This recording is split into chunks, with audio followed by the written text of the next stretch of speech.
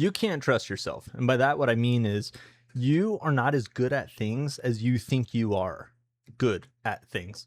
Everybody lies to themselves, not on purpose, not consciously, but subconsciously. You think, oh, I'm really good at predicting the future, or I know what time this thing's going to happen, or I'm good with my kids, I'm good with my wife, or whatever. And you're bad at all those things. No, that's not the point. The point is that it is actually very hard to get to the core of what people believe and what people are actually good at.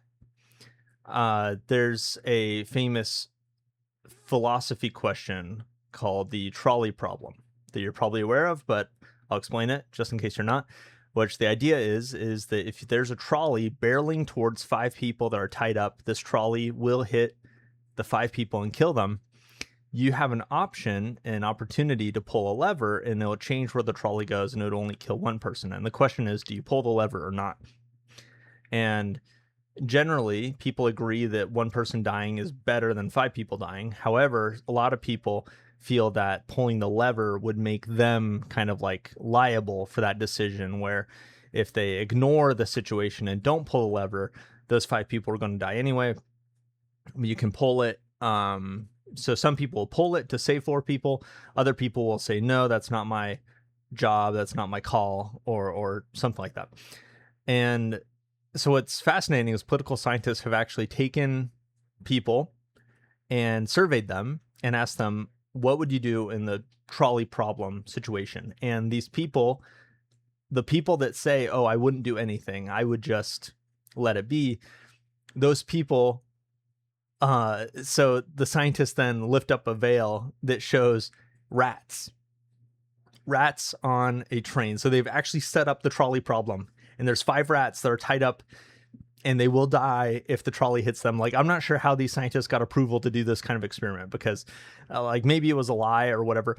But anyways, the people would suddenly be like, oh crap, like these rats are going to die if I don't do something. And people who say that they wouldn't pull the lever end up pulling the lever.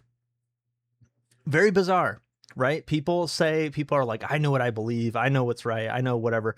But then you get to the actual action decision, and then people behave in such a way that goes against what they said they believed or what they said they would behave like. Ridiculous. All right. So how's that connect to magic? Well, you and I have beliefs about what magic sets are going to perform well and where we should put our hard-earned money.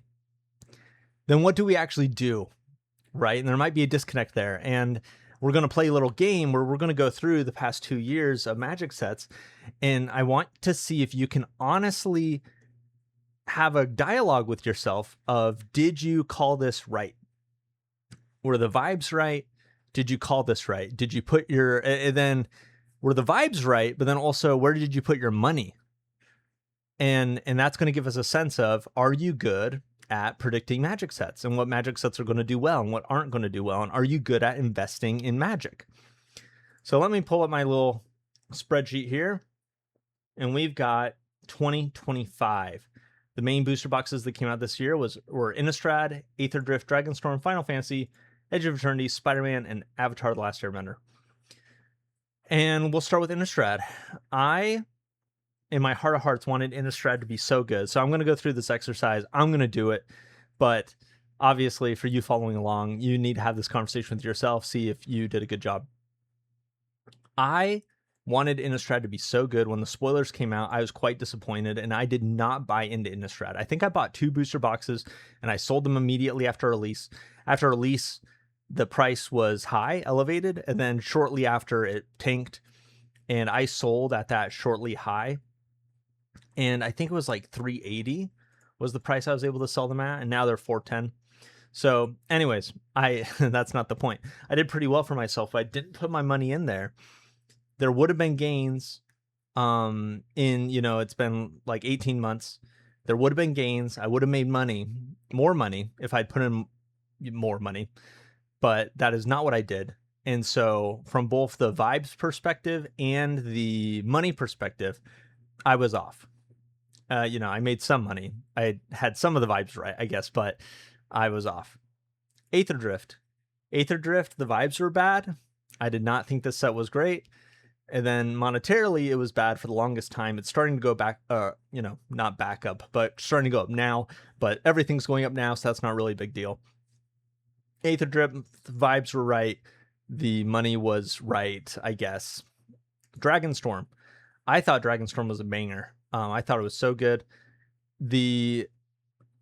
What's interesting is Dragonstorm as a set isn't aging super well. There's a lot of negative opinions about Dragonstorm. But at the time, the vibes were so good, and the boxes have performed pretty well, both immediately after release and then also longer term. And so while my vibes were there, I did not put money into it. So I had good vibes, so I didn't put my money there. And so once again, this is this kind of cognitive dissonance of saying you believe something, but then not actually following through with it. I did not put my money into Dragonstorm. And perhaps that was because I was saving up for this next set, but just interesting enough to say that this was an opportunity to make money that I did not take, even though I felt like there was money to be made. Then Final Fantasy. Final Fantasy, I went hard. I went in hard. I bought, well, I guess, hard is like relative for everybody. For me, for a lot of the capital and the money that I have to fling around, I went in hard. And I put in a bunch of money. I bought at around 600 a box. And then they immediately went way up to 11, 12, 13, 1400 a box. They kind of corrected back down. Now they're going back up again. It looks like they're at a recent or all-time high at like 1500. Incredible. Really cool there for the people that have bought those and held on to them and everything. That's good stuff. And I was one of those people. I bought and held on, and here we are. And so good money to be made. I did recently actually sell a bunch. I'm interested in other plays, newer plays, moving some money around. But anyways, the vibes were there, and I capitalized, and I made good money on Final Fantasy.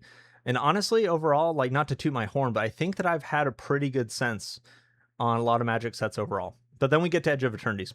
Edge of Eternities, I did not think the vibes were good going into the set. I think I was completely wrong about Edge of Eternities, but I think a lot of people were, and that's probably part of the reason why the gains for Edge of Eternities has been so high compared to, percentage-wise compared to a lot of these other sets, because these 240 collector booster boxes that are less than a year old now are selling for $575 on TCG Player. Just wild, absolutely wild. But it's because I think in part, so many people like me were thinking Magic in space, there's no way they can make that work. They made it work. And so the vibes, I was wrong about the vibes, and I was wrong about the money. I didn't buy any of these things. And so there you go. -1 point for Nick. Spider-Man, vibes were off.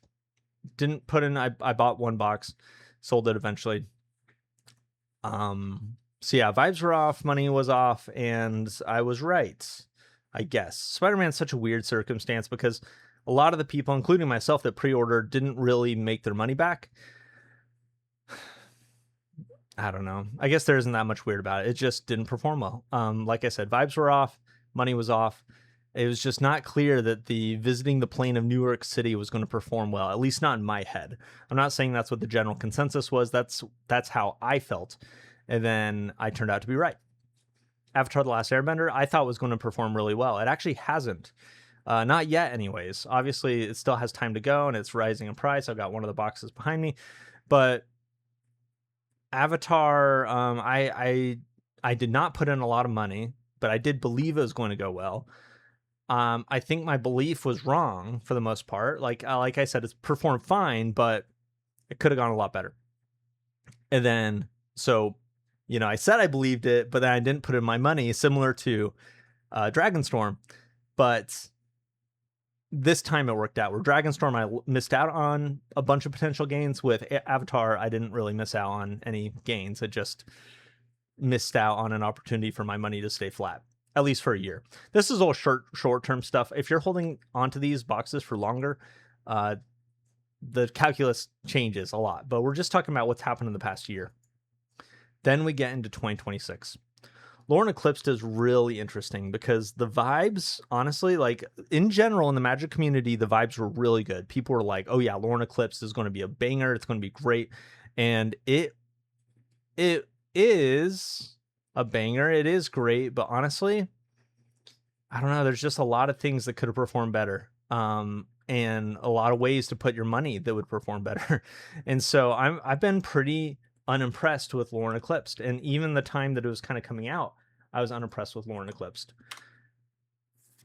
Maybe I'll eat my words, but that is how it feels to me, is that it's just, in general, Lauren Eclipsed is not actually that great, not actually that fun. And so I didn't put my money into it, not really. And I also didn't kind of believe in it, not really. And it's had gains. It has had gains. If you're able to get it at these kind of kick butt prices at like $265 each, even at like, what's the math if you got these for $300 each? There's some gains, even after shipping and fees, which, by the way, all of these values are calculating out shipping and fees. And in fact, they're overestimating shipping and fees. And so it's very interesting that people who bought Lauren Eclipse, TMNT, Strixhaven this year to date have been able to net money as long as they got them at these kind of pre-order, kind of Patreon program style pricing. TMNT is another one I did not believe in, did not put my money in, did not believe in pretty passionately, but it's made money. My spider sense for what Magic set is going to do well has completely failed me for TMNT. Which, you know, that's being a little hard on myself, because the aspect to these Magic sets that you can't really know is the supply. What are the supply boxes out there? Well, we don't know. And TMNT might have been a case where there could have been a ton of supply and the price could have tanked, but Wizards was smart and wise about it, and they limited supply, and the price is good and the market's strong. And so TMNT, there's a lot of money to be made for people who pre-ordered TMNT boxes. That was not me. And so minus one point. Strixhaven, longtime viewers of the channel know I was big on Strixhaven. I was big on pre-ordering Strixhaven. I made a lot of money overnight with Strixhaven because I was pre-ordering at $275, $325, and then boom, release day comes and they're selling for $400 plus. Believed in the set, bought the set, plus 1 point. Good job, me. Marvel Superheroes. Marvel Superheroes is actually such an interesting case and was the inspiration for me making this video, because Marvel Superheroes I bought a bunch of the collector booster boxes. I thought that it was going to perform well, similar to Final Fantasy or Modern Horizons 3 or past years of summer sets that have had collector booster boxes. And it didn't immediately perform well. It was not the immediate tendies that Secrets of Strixhaven was. And I didn't expect that. I thought it was going to perform better. But what's so interesting is that when I think about the cards in the set and I think about playing with Marvel, I think in my heart of hearts, the set doesn't excite me. I think that New York City and playing with Marvel Superheroes is just not that interesting in general. I'm coming around to it. I'm starting to warm up to it now, honestly. I think I'm going to build an Ultron Commander deck like I talked about in my video. But I am not big on this Universe Beyond reason. And maybe I only feel this way because Marvel hasn't panned out. And if Marvel had panned out, I would have been like, oh yeah, Marvel all the way. Yeah, ooh, let's go. So it's hard to know yourself. But even going into the set, even though I was investing a bunch of money, this is like the only example on this list where I put in my money, but I think in my heart of hearts, I was not actually feeling super strong about the set. And so very bizarre. Anyways, thanks for watching. Let me know what you think.